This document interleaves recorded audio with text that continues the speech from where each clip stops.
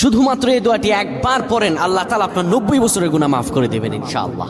আপনার 90 বছরের গুনাহ মাফ হয়ে যাবে শুধুমাত্র এই দোয়াটি যদি একবার পড়তে পারেন। আপনার ভাগ্য খুলে যাবে, রিজিকে বরকত আসবে, মনের ন্যাক আশা পূরণ হবে, আল্লাহ আপনার সব দোয়া কবুল করে দিবেন। সুবহানাল্লাহি ওয়া বিহামদি।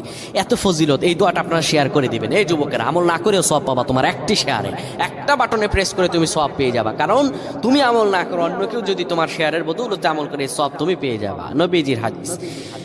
আমার ভাইয়েরা, আল্লাহর কাছে দোয়া করা, আল্লাহর কাছে দোয়া চাওয়া, এটি হলো মুমিনদের কাজ। আমার আল্লাহ বান্দাকে বলেন, বান্দারে উদউনি আস্তাজিব লাকুম, আমার কাছে চাও, আমার কাছে চাইলে আমি আল্লাহ তোমাকে দিয়ে দিব।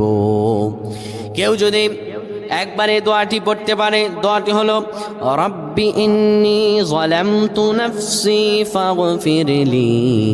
কেউ যদি এই দোয়াটা একবার পড়তে পারে, আমার আল্লাহ তাআলা তার 90